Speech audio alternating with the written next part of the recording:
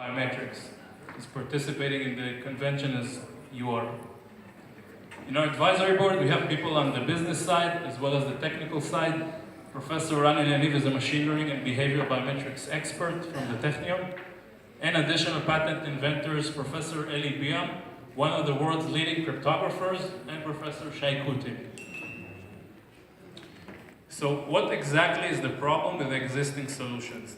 So as we can see here, the existing solutions risk privacy, they're easy to forge, and once you forge them, you cannot revoke them. You cannot, after an identity theft has been performed, you cannot recover from it. Since you cannot change your fingerprint, you cannot change your face, you cannot change any physiological characteristic.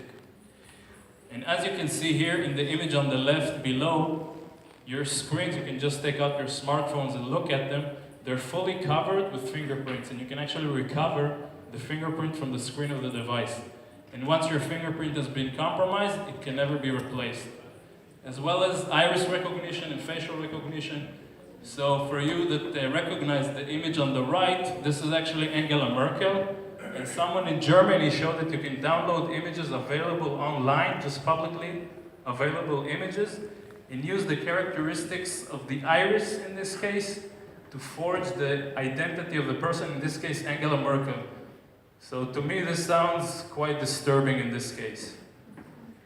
This is another thing that was published a few months ago.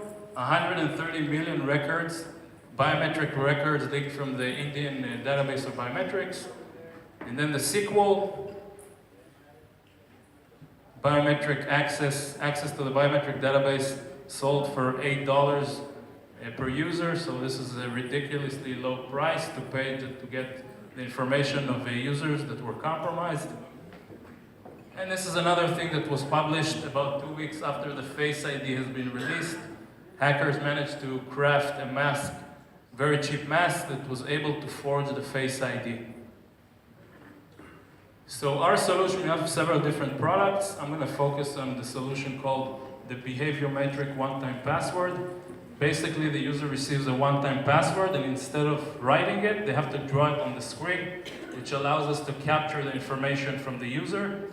In this case, you can see that the user just uses his finger to handwrite several characters. We have a patent registered in the US, which is granted. The solution, first of all, doesn't require the person to memorize a password. It requires the user's